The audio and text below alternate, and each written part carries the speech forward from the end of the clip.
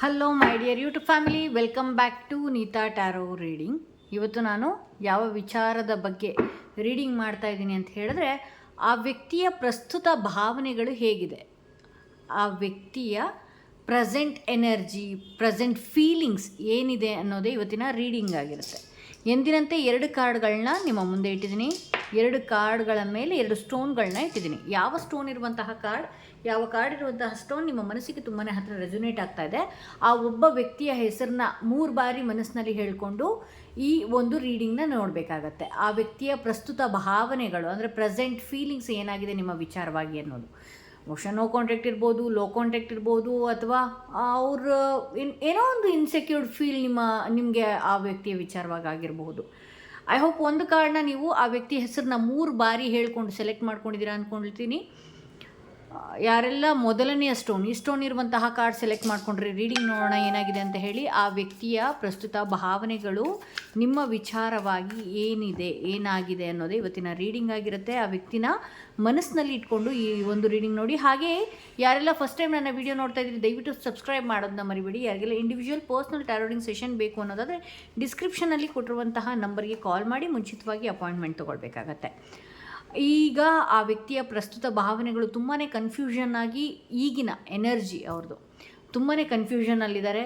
ಇಲ್ಲಿ ನಿಮ್ಮಿಬ್ಬರ ಸಂಬಂಧದಲ್ಲಿ ಒಂದಷ್ಟು ಗೊಂದಲಗಳಾಗಿರ್ಬೋದು, ಗಲಾಟೆಗಳಾಗಿರ್ಬೋದು, ಅಥವಾ 3ನೇ ವ್ಯಕ್ತಿಗಳ ಪ್ರವೇಶಗಳಾಗಿರಬಹುದು, ಮನೆಯವರಿಂದ ಆಗಿರಬಹುದು, ಫ್ರೆಂಡ್ ಸರ್ಕಲಿಂದ ಆಗಿರಬಹುದು. ಅವರು ನಿಮ್ಮಿಂದ ಒಂದಷ್ಟು ಅಂತರ ಪಡ್ಕೊಂಡಿದ್ದಾರೆ ಅಂತಲೇ ಹೇಳಬಹುದು, ಗೊಂದಲದಲ್ಲಿದ್ದಾರೆ ಅಂತಲೇ ಹೇಳ್ಬೋದು. ಅವ್ರಿಗೆ ನಿಮ್ಮೊಟ್ಟಿಗೆ ಮಾತಾಡಬೇಕು ಅನ್ನುವ ಆಸೆ ಇದ್ದರೂ ಕೂಡ ಕೆಲವೊಂದು ವಿಚಾರಗಳು ಗೊಂದಲಮಯವಾಗಿ ಆ ವ್ಯಕ್ತಿಯಲ್ಲಿದೆ.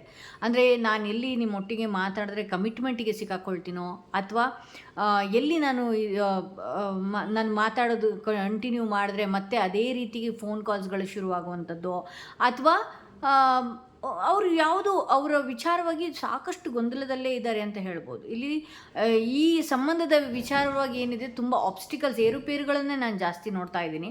ಹಾಗೆ ಇಲ್ಲಿ ಡೆತ್ ಬಂದಿರೋದ್ರಿಂದ ನನಗೆ ಈ ವಿಚಾರ, ಈ ಸಂಬಂಧ, ಈ ವಿಶ್ವಾಸ ಬೇಡ ಅನ್ನೋದು ಆ ವ್ಯಕ್ತಿಯ ಮನಸ್ಸಿನಲ್ಲಿ ಡಿಸೈಡ್ ಮಾಡ್ಕೊಂಡಿದ್ದಾರೆ. ಬಟ್ ಆದರೂ ಡಿಸೈಡ್ ಮಾಡಿಕೊಂಡ್ರೂ ಕೂಡ ಆ ವ್ಯಕ್ತಿಗೆ ನಿಮ್ಮ ವಿಚಾರದಲ್ಲಿ ಕೆಲವೊಂದಷ್ಟು ನೆನಪುಗಳು ಕಾಡುವಂಥದ್ದು, ನಿಮ್ಮ ಬಗ್ಗೆ ಥಿಂಕ್ ಮಾಡುವಂಥದ್ದು, ನಿಮ್ಮ ವಿಚಾರವಾಗಿ ಪಾಸ್ಟ್ ಬಗ್ಗೆ ಥಿಂಕ್ ಮಾಡುವಂಥದ್ದು ಈ ರೀತಿ ಇದೆ. ಆದರೂ ಕೂಡ ಅವರ ಫ್ಯಾಮಿಲಿ ಲೈಫಲ್ಲಿ, ಅವರ ವೈಯಕ್ತಿಕ ವಿಚಾರದಲ್ಲಿ ಈ ವ್ಯಕ್ತಿ ಏನು ಮಾಡ್ತಾ ಇದ್ದಾರೆ, ಅವರು ಅಲ್ಲಿ ಮೂವ್ ಆನ್ ಆಗ್ತಾ ಇದ್ದಾರೆ.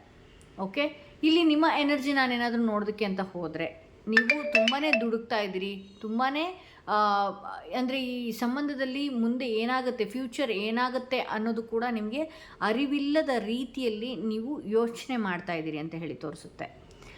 ನೀವು ಯೋಚನೆ ಮಾಡ್ತಾಯಿದ್ದೀರಿ, ತುಂಬಾ ದುಡುಕ್ತಾ ಇದ್ದೀರಿ, ನಿಮ್ಮ ಹೆಲ್ತ್ ಬಗ್ಗೆ ಆಗಿರ್ಬೋದು, ಅಥವಾ ಬೇರೆಯವರ ಮುಂದೆ ಶೋ ಆಫ್ ಮಾಡ್ಕೊಳ್ಳುವಂಥದ್ದು, ನಿಮ್ಮ ಫೀಲಿಂಗ್ಸ್ನ ಬೇರೆಯವ್ರ ಹತ್ರ ಹೇಳಿಕೊಂಡು ನೀವು ತುಂಬಾ ಚಿಕ್ಕವರಾಗಿ ಕಾಣ್ತಾ ಇದ್ದೀರಿ. ಈ ಸಂಬಂಧ ಒಂದು ಹೆಲ್ದಿ ಸಂಬಂಧನ ಅಂತ ನಾನು ನೋಡೋದಕ್ಕೆ ಹೋದರೆ, ಪ್ರೆಸೆಂಟ್ ಅಂತೂ ಹೆಲ್ದಿ ಸಂಬಂಧಗಳಂತೂ ಅಲ್ವೇ ಅಲ್ಲ. ಪ್ರೆಸೆಂಟ್ ಎನರ್ಜಿ ಅವ್ರದ್ದು ತುಂಬಾ ನನಗೆ ಈ ವಿಶ್ವಾಸನ ಬೇಡ, ಏನು ಬೇಡ. ಅವ್ರ ಫ್ಯಾಮಿಲಿ ಲೈಫಲ್ಲಿ ಚೆನ್ನಾಗಿರುವಂಥದ್ದು, ಅವ್ರ ಪರ್ಸ್ನಲ್ ಲೈಫಲ್ಲಿ ಚೆನ್ನಾಗಿರುವಂಥದ್ದು, ಫ್ರೆಂಡ್ಸ್ ಜೊತೆ ಚೆನ್ನಾಗಿರುವಂಥದ್ದು ಈ ರೀತಿ ಇದೆ. ಈ ಆಗಿದ್ದಾಗೋಯ್ತು, ಈ ಪಾಸ್ಟಲ್ಲಿ ಏನೋ ಒಂದು ಆಗಿಬಿಟ್ಟಿದೆ, ಈ ರೀತಿ ಅವರೇ ಒಂದು ಕಟ್ ಹಾಕ್ಕೊಂಡಿದ್ದಾರೆ, ಅವರೇ ಒಂದು ರೇಖೆನ ಹಾಕ್ಕೊಂಡಿದ್ದಾರೆ, ಅವ್ರಿಗೊಂದು ಸರ್ಕಲ್ ಹಾಕ್ಕೊಂಡಿದ್ದಾರೆ. ನನ್ನ ಲೈಫ್ ಇಷ್ಟೇ ಸಾಕು, ನನಗಿದು ಈ ವಿಚಾರ ಯಾಕೋ ತುಂಬಾ ಡ್ರ್ಯಾಗ್ ಆಗ್ತಾಯಿದೆ, ಈ ವಿಚಾರ ಮುಂದೆ ಹೋಗ್ತಾ ನಾನು ಇನ್ನೂ ಸಂಕಷ್ಟಕ್ಕೆ ಸಿಕ್ಕಾಕೊಳ್ಬೇಕಾಗತ್ತೆ ಅನ್ನೋದು ಅವರ ಯೋಚನೆ ಆಗಿದೆ. ಹಾಗೆ ಇಲ್ಲಿ ಅವರು ಮುಂದಿನ ಜೀವನದ ಬಗ್ಗೆ ಯೋಚನೆ ಮಾಡಿಕೊಂಡು ತುಂಬ ಕ್ಲೆವರ್ ಆಗಿದ್ದಾರೆ. ಬಟ್ ಆದರೆ ನಿಮ್ಮ ಈ ಯೋಚನೆ ಏನಿದೆಯಲ್ಲ, ಈಗಿನ ಯೋಚನೆಯಲ್ಲೇ ನೀವು ಒಂದಷ್ಟು ಇದರಲ್ಲೇ ಗುಂಗಾಗಿದ್ದೀರಿ. ಇದು ಬಿಟ್ಟರೆ ಲೈಫೇ ಇಲ್ಲ ಅಂದ್ಕೊಂಡಿದ್ದೀರಿ. ನಿಮ್ಮ ಎನರ್ಜಿನೂ ಒಂದು ರೀತಿ ಏರುಪೇರಾಗಿ ನನಗೆ ಕಾಣಿಸ್ತಾ ಇದೆ. ಇಲ್ಲಿ ಜಡ್ಜ್ಮೆಂಟ್ ಕಾರ್ಡ್ ಬಂದಿರೋದ್ರಿಂದ ಆ ವ್ಯಕ್ತಿ ಮತ್ತೆ ಯೋಚನೆ ಮಾಡ್ತಾರೆ, ಬಟ್ ಈಗಲ್ಲ.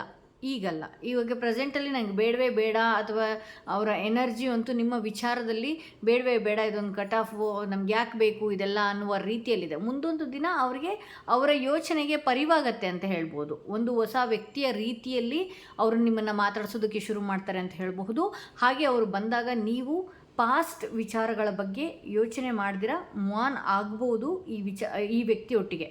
ಒಂದು ಫ್ರೆಂಡ್ಲಿ ರೀತಿಯಲ್ಲಿರ್ಬೋದು, ಅಥವಾ ನೈಬರ್ಸ್ಗಳಾಗಿರ್ಬೋದು, ಕಸಿನ್ಸ್ ಆಗಿರ್ಬೋದು, ಪ್ರೇಮಿಗಳಾಗಿರ್ಬೋದು, ರಿಲೇಷನ್ಶಿಪ್ ಆಗಿರ್ಬೋದು, ಏನೇ ಇರಬಹುದು.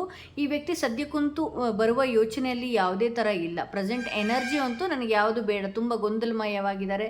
ಕೆಲವೊಂದು ವಿಚಾರ ಅವ್ರಿಗವರೇ ರೇಖೆ ಹಾಕ್ಕೊಂಡು ಕಟ್ ಆಫ್ ಮಾಡ್ಕೊಂಡಿದ್ದಾರೆ ಅಂತ ಹೇಳ್ಬೋದು. ಅವ್ರ ಪರ್ಸ್ನಲಿ ಲೈಫಲ್ಲಿ ತುಂಬಾ ಚೆನ್ನಾಗಿದ್ದಾರೆ. ಇಲ್ಲಿ ನೀವು ಮಾನಸಿಕವಾಗಿ ತುಂಬಾ ಯೋಚನೆ ಮಾಡ್ತಾ ಇದ್ದೀರಿ, ಹಾಗೆ ತುಂಬ ದುಡುಕ್ತೀರಿ ಅಂತಲೇ ಹೇಳ್ಬೋದು. ಯಾರೆಲ್ಲ ಸೆಕೆಂಡ್ ಸ್ಟೋನ್, ಈ ಸ್ಟೋನ್ ಇರುವಂತಹ ಕಾರ್ಡ್ ಸೆಲೆಕ್ಟ್ ಮಾಡಿಕೊಂಡ್ರೆ ಅವರ ರೀಡಿಂಗ್ ನೋಡೋಣ ಏನಾಗಿದೆ ಅಂತೇಳಿ. ಆ ವ್ಯಕ್ತಿಯ ಪ್ರಸ್ತುತ ಭಾವನೆಗಳೇನಾಗಿದೆ, ಆ ವ್ಯಕ್ತಿಯ ಪ್ರಸ್ತುತ ಭಾವನೆಗಳೇನಾಗಿದೆ, ಯಾವ ವಿಚಾರ ನಿಮಗೆ ಬರಲಿದೆ ಅನ್ನೋದು ಇವತ್ತಿನ ರೀಡಿಂಗ್ ಆಗಿರುತ್ತೆ. ಆ ವ್ಯಕ್ತಿ ಹೆಸರನ್ನ 3 ಬಾರಿ ಹೇಳಿಕೊಂಡು ಈ ಒಂದು ರೀಡಿಂಗ್ನ ನೀವು ನೋಡಬೇಕಾಗತ್ತೆ. ಓಕೆ, ಆ ವ್ಯಕ್ತಿಯ ಪ್ರಸ್ತುತ ಭಾವನೆಗಳು, ಆ ವ್ಯಕ್ತಿಗೆ ಮನೆಯಲ್ಲಿ ಒಂದಷ್ಟು, ಮನೆಯಲ್ಲಿರ್ಬೋದು, ಪರ್ಸ್ನಲ್ ಲೈಫಲ್ಲಿ ಒಂದಷ್ಟು ಗೈಡ್ ಮಾಡುವಂಥದ್ದಾಗಿರಬಹುದು. ಈ ರೀತಿ ಎಲ್ಲ ಅವ್ರನ್ನ ಮೆಂಟರಾಗಿ ಕೆಲವೊಬ್ಬರು ನಿಂತಿದ್ದಾರೆ ಅಂತಲೇ ಹೇಳಬಹುದು. ಅವ್ರಿಗೆ ಗೈಡ್ ಮಾಡುವಂಥದ್ದು, ಒಂದು ಸರಿಯಾದ ದಾರಿಯಲ್ಲಿ ಹೋಗುವಂಥದ್ದು, ಈ ರೀತಿ ಎಲ್ಲ ಅವರಿಗೆ ಒಂದಷ್ಟು ಒಂದು ಎಮೋಷನ್ ಮೂಲಕವಾಗಿ ಅವ್ರನ್ನ ಒಂದು ಹಂತಕ್ಕೆ ತರ್ತಾ ಇದ್ದಾರೆ. ಅವ್ರು ಮಾಡಿರುವಂತಹ ಮಿಸ್ಟೇಕ್ಸ್ಗಳನ್ನ ಏನೇನು ಮಿಸ್ಟೇಕ್ಸ್ ಮಾಡಿದ್ದಾರೆ ಅದನ್ನು ಅವರ ಅರಿವಿಗೆ ತರ್ತಾ ಇದ್ದಾರೆ ಅಂತ ಹೇಳ್ಬೋದು. ಅವರು ನಿಮ್ಮ ಬಗ್ಗೆ ಯೋಚನೆ ಮಾಡ್ತಾ ಇದ್ದಾರೆ ಅಂತ ನಾನು ನೋಡೋದಕ್ಕೆ ಹೋದರೆ, ಹೌದು, ಅವರು ನಿಮ್ಮ ಬಗ್ಗೆ ಯೋಚನೆ ಮಾಡ್ತಾ ಇದ್ದಾರೆ. ಅವರು ಕೂಡ ಎಮೋಷನ್ಸ್ ಇರುವಂತಹ ವ್ಯಕ್ತಿನೇ ಅಂತ ಹೇಳಬಹುದು. ಬಟ್ ಇಲ್ಲಿ ಕೋರ್ಟ್ ಕಾರ್ಡ್ಗಳನ್ನ ನೋಡುವಾಗ ಇಬ್ಬರಲ್ಲೂ ಹಗ್ಗ ಜಗ್ಗಾಟಗಳು, ಅಂದರೆ ಈಗೋ ತುಂಬಾ ನಿಮ್ಮಿಬ್ಬರ ನಡುವೆ ಈಗೋ ಹರ್ಟ್ಗಳು ಜಾಸ್ತಿ ಅಂತಲೇ ಹೇಳಬಹುದು.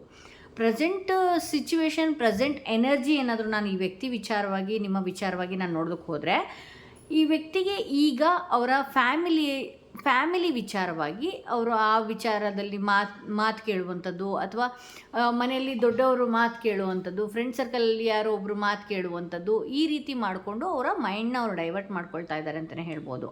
ಇಲ್ಲಿ ಸಪೋಸ್ ನಿಮ್ಮ ಜೊತೆ ಕಾಂಟ್ಯಾಕ್ಟ್ ಏನಾದರೂ ಇಲ್ಲ, ಮಾತಾಡ್ತಾ ಇಲ್ಲ, ಈ ರೀತಿ ಏನಾದರೂ ಇತ್ತು ಅಂತ ಹೇಳಿದ್ರೆ, ಆಬ್ವಿಯಸ್ಲಿ ಅವ್ರ ಕಡೆಯಿಂದ ಕಾಲ್ ಬರೋದಂತೂ ಸತ್ಯ. ಹಾಗೆ ಅವ್ರ ಕಾಲ್ ಬರೋದು ಎಷ್ಟು ನಿಜನೋ ಅಷ್ಟೇ ಆ ವ್ಯಕ್ತಿಗೆ ಒಂದು ಅರಿವು ಅನ್ನೋದಾಗತ್ತೆ, ಒಂದು ನ್ಯೂ ಬಿಗಿನಿಂಗ್ ಅನ್ನುವ ರೀತಿಯಲ್ಲಿ ಇರುತ್ತೆ. ಅಂದರೆ ಹೊಸ ರೀತಿಯಲ್ಲಿ ಮಾತಾಡುವಂಥದ್ದು. ಈ ಹಿಂದೆ ಜಗಳ ಮಾಡ್ಕೊಂಡು ದೂರ ಆಗಿದ್ರೋ, ಅಥವಾ ಇದ್ದಕ್ಕಿದ್ದ ಹಾಗೆ ಜಗಳ ಆಡಿಕೊಂಡು ದೂರ ಆಗಿದ್ದು, ಮತ್ತು ಫ್ಯಾಮಿಲಿ ವಿಚಾರದಿಂದ ನೀವಿಬ್ಬರು ದೂರ ಆಗಿದ್ದಂಥದ್ದು, ಯಾವುದೊಂದು ಚಿಕ್ಕ ವಿಚಾರದಿಂದ ದೂರ ಆಗಿದ್ದಂಥದ್ದು, ಲೋ ಕಾಂಟ್ಯಾಕ್ಟ್ ಸಿಚುವೇಶನ್ಸ್ಗಳೇನಾದ್ರು ಇರುವಂಥದ್ದು, ಈ ರೀತಿಯೆಲ್ಲ ಈ ಹಿಂದೆ ಮಾಡ್ಕೊಂಡಿದ್ರು ಅಂತ ಹೇಳಿದ್ರೆ, ಈ ವ್ಯಕ್ತಿ ಮತ್ತೆ ರೀಕನೆಕ್ಟ್ ಆಗುವಂತಹ ಸಾಧ್ಯತೆ ಹೆಚ್ಚಾಗಿದೆ. ಅಂದರೆ ನಿಮ್ಗೆ ಅನ್ನಿಸ್ಬಹುದು, ನಾವೆಲ್ಲ ಎಷ್ಟು ಚೆನ್ನಾಗಿ ನೋಡಿಕೊಂಡ್ರು, ಅಥವಾ ಎಷ್ಟು ಚೆನ್ನಾಗಿ ನಾವೆಲ್ಲ ಇದ್ರೂ ಕೂಡ ಈ ವ್ಯಕ್ತಿ ಹಣೆ ಬರ ಇಷ್ಟೇ, ಈ ವ್ಯಕ್ತಿ ನನ್ನನ್ನು ಬಿಟ್ಟು ಹೋಗಿದ್ದಾರೆ, ಅಂದರೆ ಫ್ಯಾಮಿಲಿ ವಿಚಾರವಾಗಿ ಈ ವ್ಯಕ್ತಿ ನನ್ನನ್ನು ಅವಾಯ್ಡ್ ಮಾಡ್ತಾ ಇದ್ದಾರೆ, ನನ್ನನ್ನು ದೂರ ಹೋಗಿದ್ದಾರೆ ಅಂತ ನೀವು ಅಂದ್ಕೊಳ್ಬೋದು. ಬಟ್ ಆದರೆ ಈ ವ್ಯಕ್ತಿಗೆ ಒಂದು ದಿನ ರಿಯಲೈಸ್ ಆಗಿ ಮತ್ತೆ ನಿಮ್ಮ ನೆನಪಿಗೆ ಬರುವಂತಹ ಸಾಧ್ಯತೆ ಹೆಚ್ಚಿದೆ. ನಿಮ್ಮ ನೆನಪುಗಳನ್ನು ಮೆಲುಕು ಹಾಕುವಂಥದ್ದು, ನಿಮ್ಮ ಡಿ ಪಿನ ನೋಡುವಂಥದ್ದು, ಅಥವಾ ನಿಮ್ಮ ಹಿಂದೆ ಬರುವಂಥದ್ದು, ನಿಮ್ಮನ್ನು ಮಾತಾಡ್ಸೋಕ್ಕೆ ಅಪ್ರೋಚ್ ಮಾಡುವಂಥದ್ದು, ಈ ರೀತಿ ಎಲ್ಲ ಬರುವಂಥ ಸಾಧ್ಯತೆ ಹೆಚ್ಚಿದೆ ಅಂತೇಳಿ. ನೀವೆಷ್ಟು ಮಿಸ್ ಮಾಡ್ಕೊಳ್ತಿದ್ರೋ ಆ ವ್ಯಕ್ತಿ ಅಷ್ಟೇ ಮಿಸ್ ಮಾಡ್ಕೊಳ್ತಾ ಇದ್ದಾರೆ. ಬಟ್ ಆದರೆ ಅವರ ಫ್ಯಾಮಿಲಿಯಲ್ಲಿ ಒಬ್ಬ ಹಿರಿಯರು ಏನಿದಾರಲ್ವ, ಅವ್ರನ್ನ ಮೈಂಡ್ ಡೈವರ್ಟ್ ಮಾಡುವಂಥದ್ದು, ಅಥವಾ ಅವರಿಗೆ ಜವಾಬ್ದಾರಿಗಳನ್ನು ಹೊರಿಸುವಂಥದ್ದು ಕೆಲಸ ಮಾಡ್ತಾ ಇರೋದ್ರಿಂದ ಅವ್ರನ್ನ ಕಂಟ್ರೋಲ್ ಆಗಿ ಇಟ್ಟಿದ್ದಾರೆ ಅಂತ ಹೇಳ್ಬೋದು. ಈ ವ್ಯಕ್ತಿ ಬಹುಶಃ ಏನಾದರೂ ಲೋ ಕಾಂಟ್ಯಾಕ್ಟ್ ಸಿಚುವೇಶನ್ ಆಗಿದ್ದರೆ ಖಂಡಿತವಾಗ್ಲೂ ಈ ವ್ಯಕ್ತಿ ನಿಮಗೆ ಕಾಲ್ ಮಾಡ್ತಾರೆ ಅಂತ ಹೇಳಬಹುದು. ಸೊ ಇದು ಇವತ್ತಿನ ರೀಡಿಂಗ್ ಆಗಿತ್ತು. ಯಾರೆಲ್ಲ ಫಸ್ಟ್ ಟೈಮ್ ನನ್ನ ವಿಡಿಯೋ ನೋಡ್ತಾ ಇದ್ದೀರಿ ದಯವಿಟ್ಟು ಸಬ್ಸ್ಕ್ರೈಬ್ ಮಾಡೋದು ಮರಿಬೇಡಿ. ಯಾರಿಗೆಲ್ಲ ಇಂಡಿವಿಜುವಲ್ ಪರ್ಸನಲ್ ಟಾರೋ ರೀಡಿಂಗ್ ಸೆಷನ್ ಬೇಕು ಅನ್ನೋದಾದರೆ ಡಿಸ್ಕ್ರಿಪ್ಷನಲ್ಲಿ ಕೊಟ್ಟಿರುವಂಥ ನಂಬರ್ಗೆ ಕಾಲ್ ಮಾಡಿ ಮುಂಚಿತವಾಗಿ ಅಪಾಯಿಂಟ್ಮೆಂಟ್ ತೊಗೊಳ್ಳಿ.